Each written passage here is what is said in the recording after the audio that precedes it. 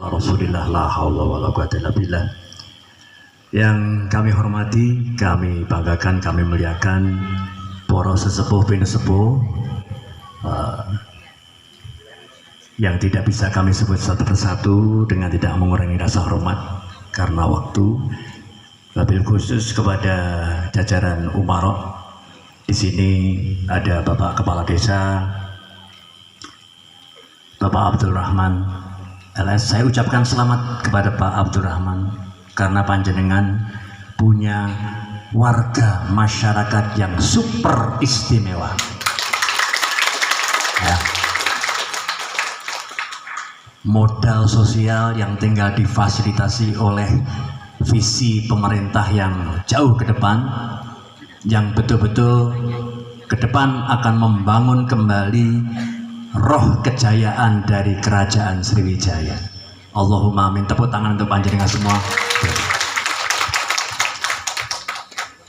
Dan juga terima kasih matur nuwun kepada Akhi Nafilah, Kiai Haji Muhammad Sodri beserta Ibu Nyai dan sederek semua.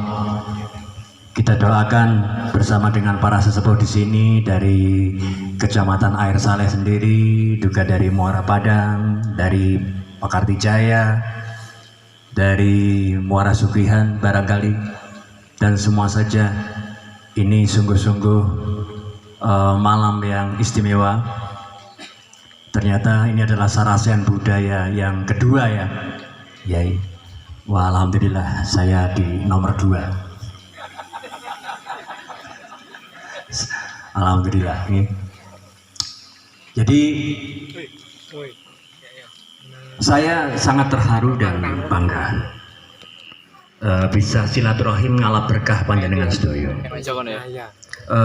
Tadi disebut nama asli saya memang Gus Haryono Arif Wibowo. Saya alumnus Fakultas Filsafat Universitas Gadjah Mada, dan memang saya sempat juga mendapat beasiswa dari Philadelphia dan UGM, kerjasama mereka. Saya sempat mengenyam 1 tahun S2 di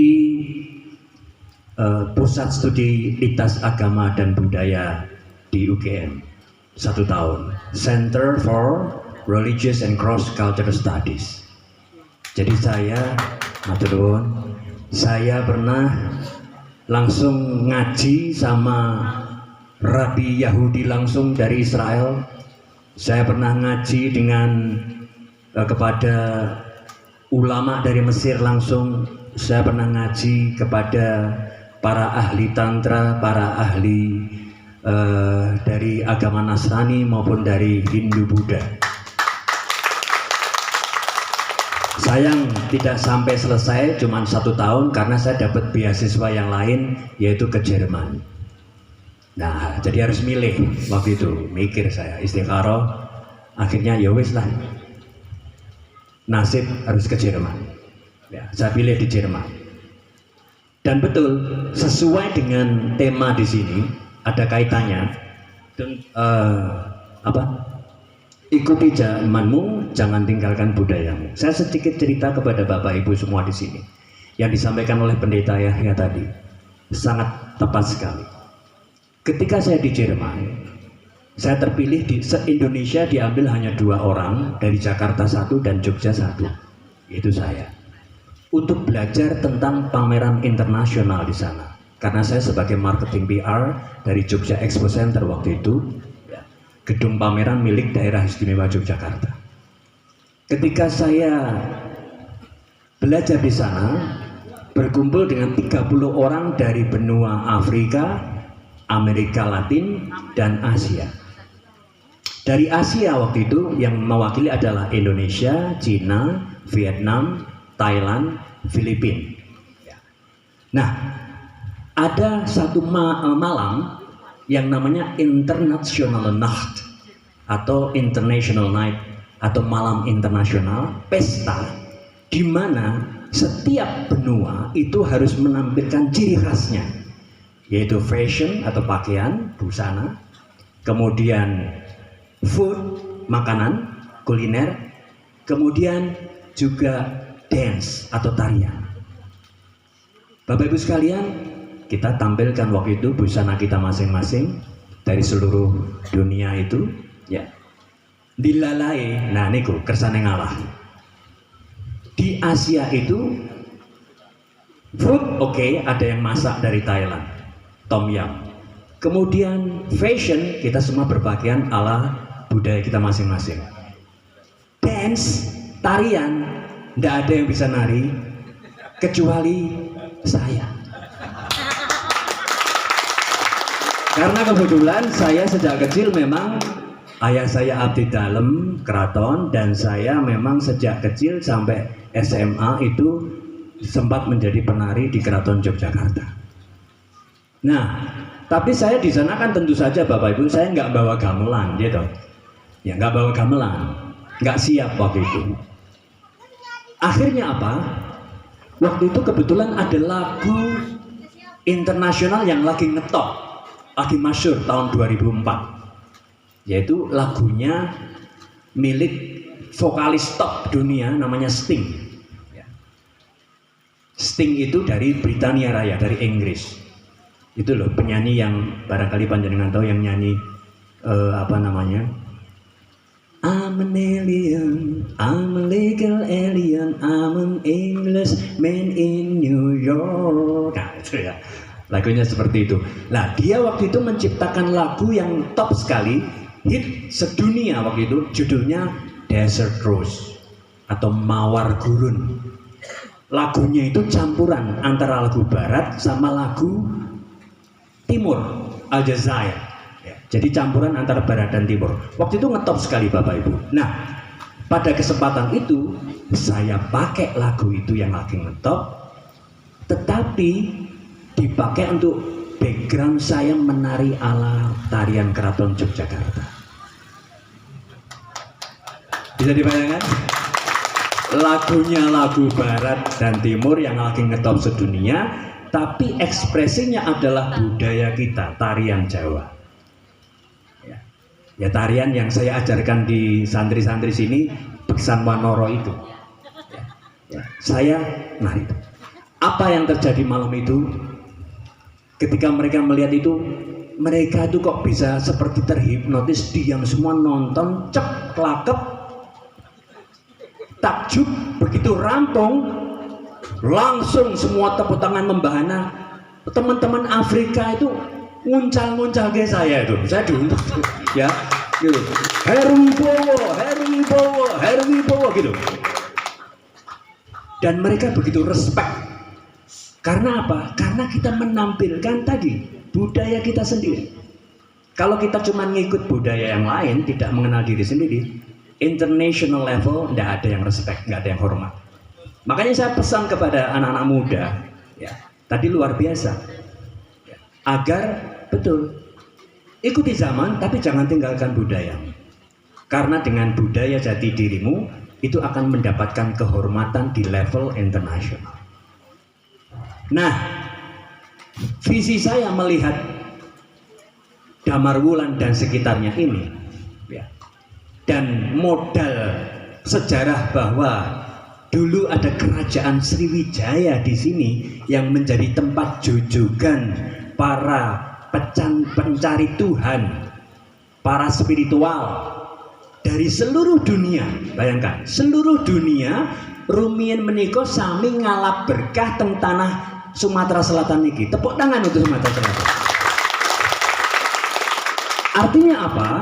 Dengan embrio seperti ini, sarasian budaya seperti ini, mudah-mudahan lain kali lengkap, ada biksu, ada teman-teman dari Hindu ya, Konghucu, mudah-mudahan dengan embrio semacam ini Bapak Ibu, ke depan itu akan kembali bisa ini menjadi profil, menjadi contoh, menjadi teladan yang akhirnya ke depan itu orang seluruh dunia akan belajar tentang Bhinneka Tunggal Ika ke air Saleh ini ya. Kita yakin itu, asalkan kita betul-betul kembali tadi menghayati budaya kita. Nah, Yang menarik lagi sekarang begini, budaya tadi dikatakan memang berubah, perubahan terjadi, nggak bisa dipungkiri. Tapi ada yang tidak berubah, yang itu yang harus dipegang sungguh-sungguh. Yaitu apa? Yang tidak berubah adalah ketulusan, keikhlasan hati dan kasih sayang di dalam hati nurani. Terus ngebawa. Nah niki boleh ekspresi apapun, budayanya berubah, budayanya berkembang, kreativitas meningkat, ning tulusing manah lan sih ing ati semakin berkembang luar biasa. Ya, inilah Pancasila.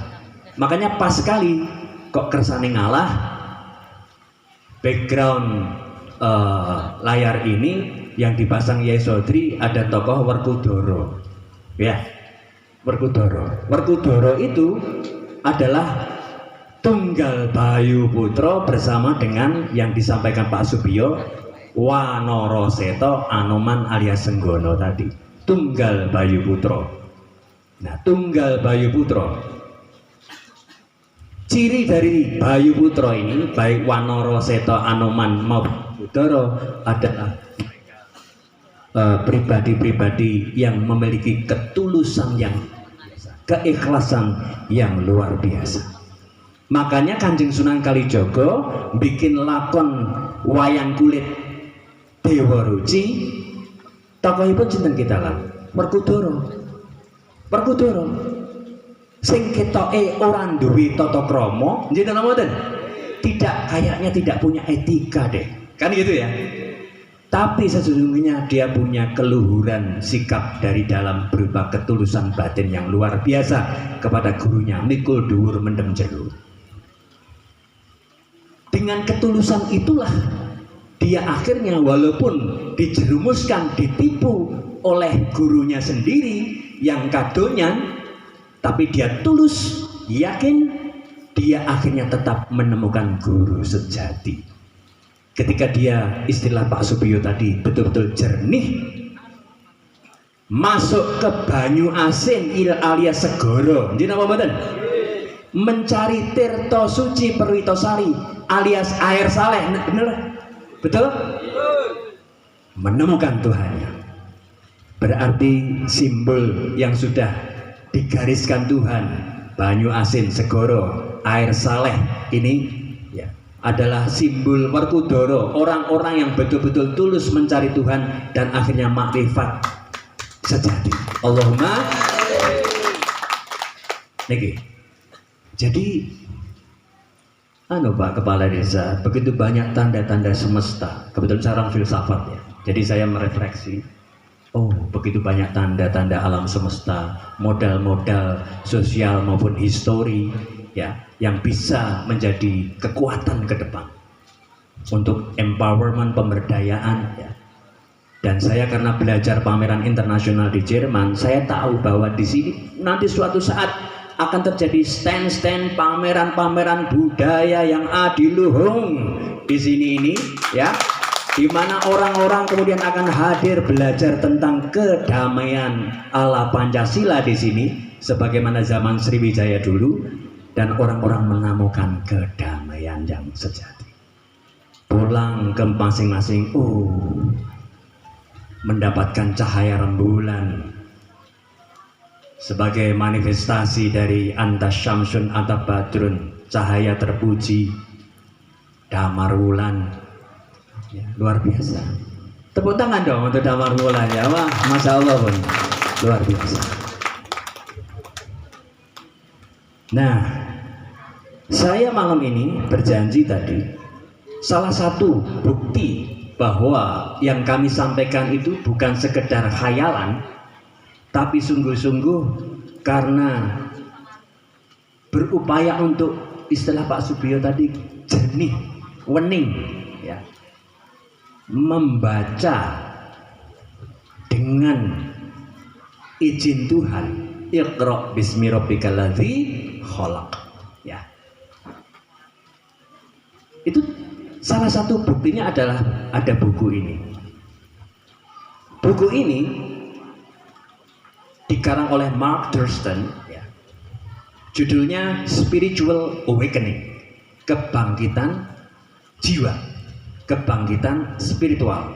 Buku ini sedang booming karena menceritakan tentang Joyo-boyone Amerika. Kalau di sini yang ahli rama yang terkenal sinten? Sri Aji Joyo-boyo, njenengan apa mboten? Ronggo Warsito, njenengan apa mboten? Lah, Joyo-boyonya Amerika itu ada namanya Edgar Cayce. Nah, dia hidup di akhir abad ke 20 ya. Terus kemudian dia meninggal tahun 1956. Nah, dia mendapat seorang mistikus Kristiani yang tulus, yang dia mendapat anugerah Tuhan untuk membaca zaman. Nah, dia menulis di sini ada 10 ramalan besar dari Edgar Cayce. Boleh saya baca sedikit? Ya, baik. Dan ini semakin terbukti. Semakin terbukti. Jadi buku ini sekali lagi menggoncang dunia, ya. Karena Edgar Cayce itu adalah tokoh yang sangat dihormati di dunia mistik di Amerika. Ya. 10 ramalan besar Edgar Cayce. 1, akan ada perubahan dramatis pada geografi bumi.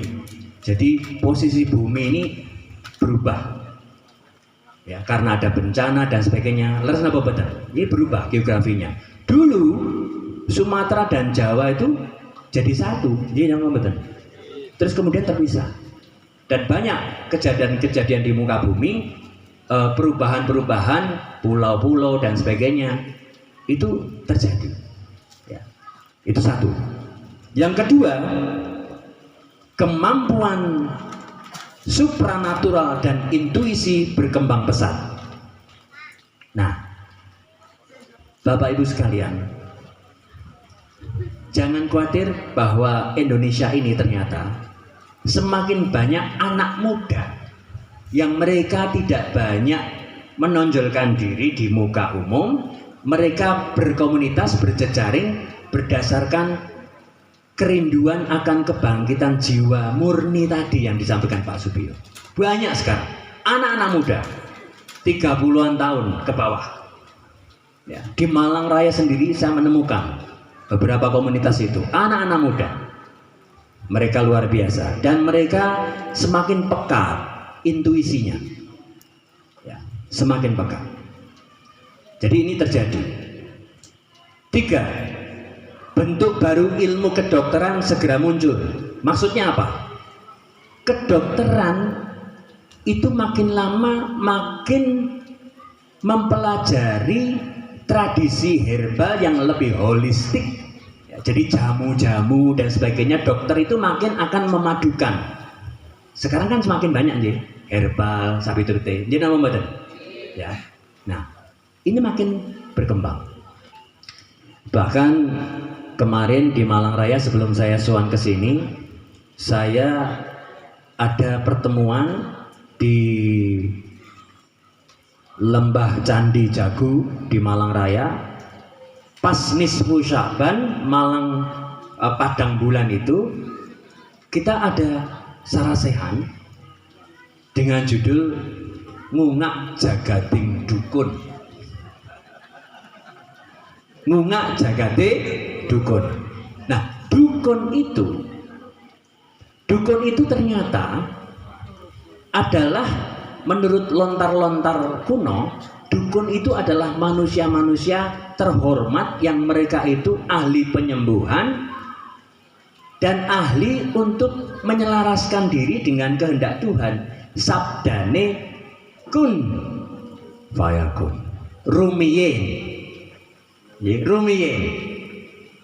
Tetapi, nah ini di mana-mana selalu ada oknum-oknum. Jenengan tidak hanya dukun, tapi oknum intelektual ada banyak.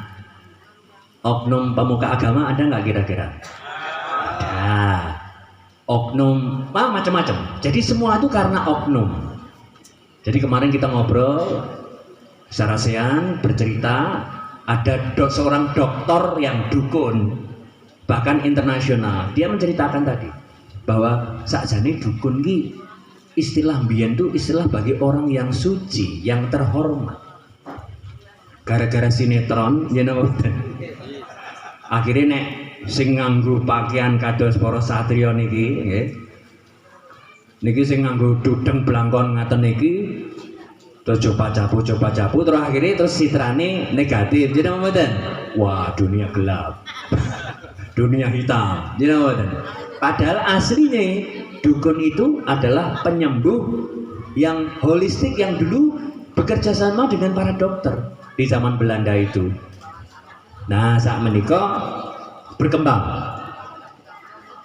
Terus yang keempat, sains dan spiritualitas menjadi pasangan serasi. Bapak Ibu sekalian, ada buku lain dari Greg Braden. Dia menceritakan, dia ahli fisika kuantum. Dulu orang ilmiah nggak percaya namanya keramat. Dia nama betul. Nggak percaya bahwa ada waliullah itu yang detik saat ini di sini, tapi bersamaan dia ada di Mekah, ada di Jawa, ada di mana, ya. Ngerso dalam kaping songo, dalam cerita serangan umum 1 Maret itu banyak yang menjumpai beliau itu nganter menggiring pasukan Belanda keluar dari Jogja dari berbagai arah. Banyak yang melihat bahwa loh, ngerso dalam tuh ada di mana-mana. Dulu orang ilmiah nggak percaya, ya.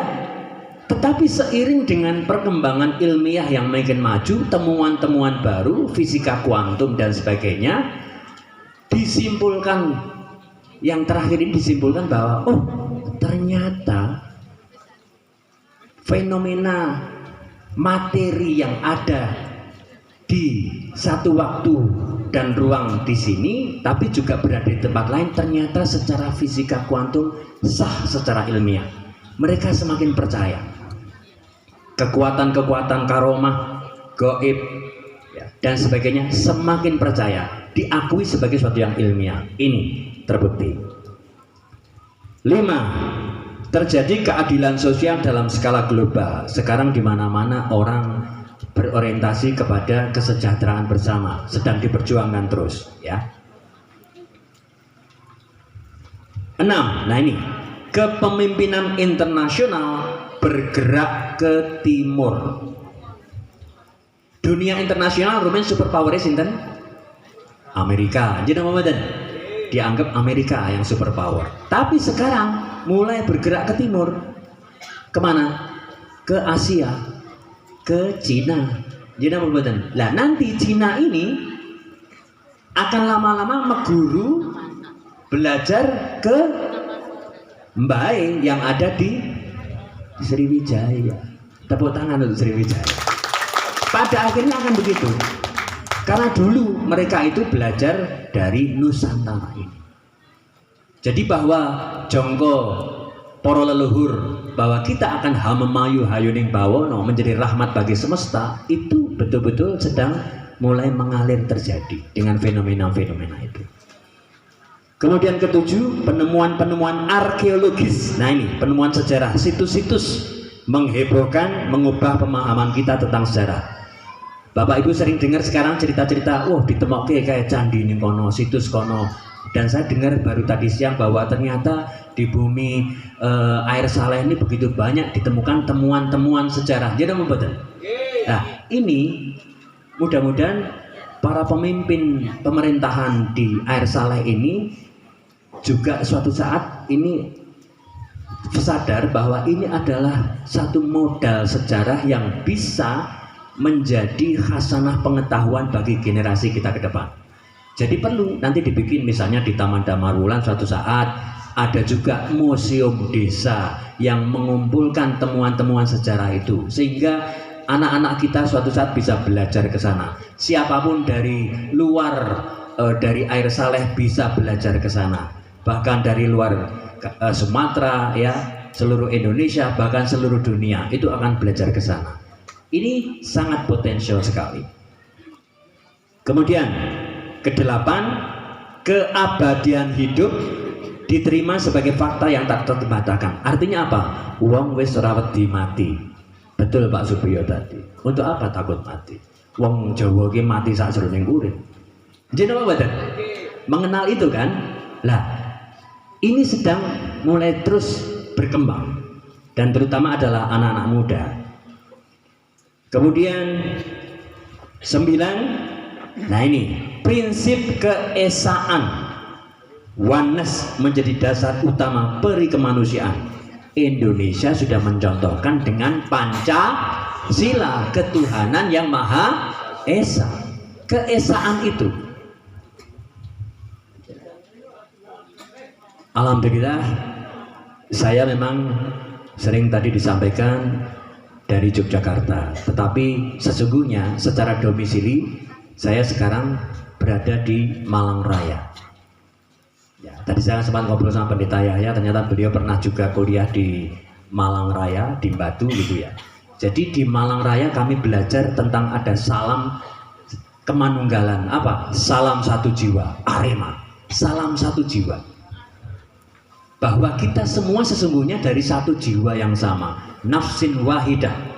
Ya, kesadaran bahwa aku adalah engkau. Nek Syekh Maulana Rumi, wali gurunya Kanjeng Sunan Kalijaga, niku ngendikane ngaten, aku adalah engkau dalam rupa yang berbeda. Oh, luar biasa nggih. Jadi aku karo kowe iki sakjane podo, kita sama dari satu. Mengapa dibikin berbeda? Dibikin kaya berbeda, macam-macam, baik agama yang berbeda, kepercayaan, suku bangsa yang berbeda, bikin berbeda agar mengetahui yang satu yang sama. Jadi dalam prinsip wahdah al-wujud manunggaling kawula Gusti itu ada pernyataan dari Syekh Muhyiddin Ibnu Arabi radhiyallahu an mengatakan bahwa menyaksikan yang satu di dalam keanekaan dan menyaksikan keanekaan di dalam yang satu ini ya, jadi penting. Nah, yang terakhir yang menarik adalah ke-10 ramalan dari Edgar Cayce. Yang ke-10 adalah di akhir zaman Isa Al-Masih turun kembali ke dunia. Yesus Kristus akan kembali turun ke dunia dan selaras dengan dawuhnya Kanjeng Nabi Muhammad SAW. Beliau ngendikan bakal sesuk sing iso ngalahke dajjal, sing iso ngalahke tipuan-tipuan duniawi, sing iso ngalahke para manipulator wong-wong jahat iku hanya Yesus Isa Al-Masih sedulurku. Jeneng apa mboten? Ada hadis itu. Lah, artinya apa? Apakah kemudian Yesus Isa Al-Masih akan tiba-tiba turun bleger gitu? Ternyata ini ada filosofinya. Maksudnya apa? Maksudnya adalah begini Bapak Ibu. Isa Al-Masih Nabiullah kekasih kita. Itu nek Kanjeng Sunan Kalijaga dikitu rumangsa ing wengi. Napasku Nabi ngisalinuwe kan ngaten Kanjeng Sunan Kalijaga, napasku Nabi Isa, nafas ambeganku jiwaku iku Isa. Kenapa? Karena Yesus adalah Nabi yang lahir tanpa syahwat antara suami istri, tetapi Nabi yang murni ditiupkan dari ruh dari Allah sehingga disebut sebagai Ruhullah, Ruh Quds, Roh Kudus, Roh sing suci, pure murni, gak duwe syahwat, murni cinta kasih. Rohnya Gusti itu kan kasih, sayang.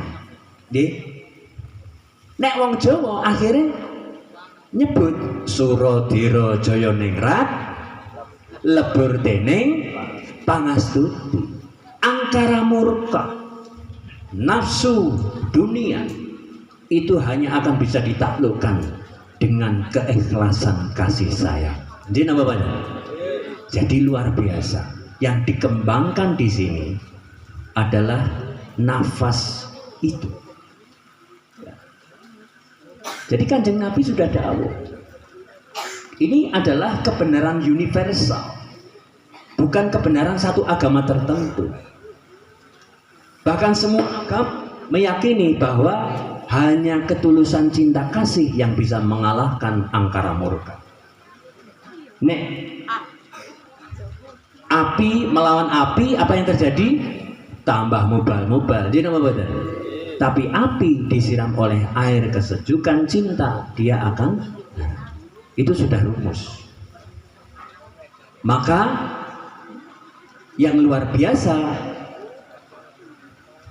Isa Al-Masih juga merepresentasikan, mencerminkan sebagai sosok muda, milenial.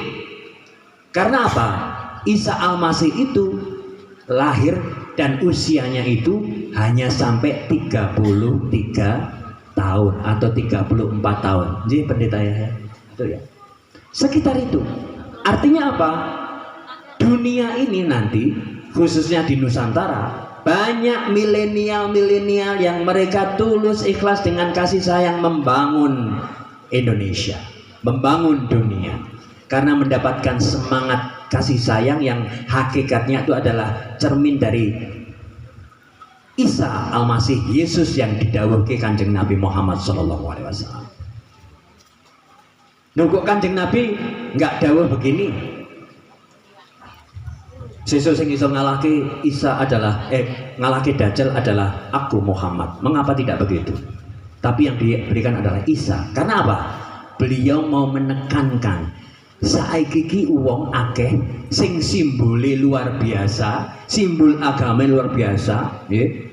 Nganggo rasukan takwa kados kula utawi jubah sak piturute mbok pilih, nggih.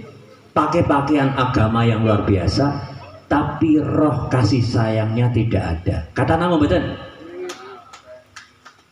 Kata.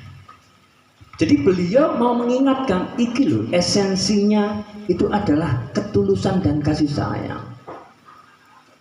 Maka kita beruntung sebagai Indonesia ini, apalagi pemilu kemarin ya. Kita beruntung karena Gus Dur sebagai bapak bangsa itu sudah memberi sinyal, sing paling ikhlas untuk rakyat Indonesia itu adalah, ya, ini jadi doa. Ya, tepuk tangan untuk Indonesia, ya. Tepuk tangan untuk Indonesia. Karena apa? Inilah salah satu tandanya. Dan dilalahi pun kersane ngalah. Kok Prabowo didampingi seorang milenial, siapapun itu, saya nggak melihat itu adalah putranya Presiden Jokowi, tidak. Tapi siapapun itu, tapi itu adalah simbol dari anak muda, Bapak Ibu. Jadi kesimpulannya, kita sekarang sebagai orang-orang yang mungkin tua secara usia, bersiap-siaplah dalam perubahan, ya, untuk menerima kreativitas ekspresi dari anak-anak muda kita yang kita banggakan, yang penuh ketulusan dan kasih sayang murni. Ya. Tepuk tangan untuk generasi muda kita, ya. Yang paling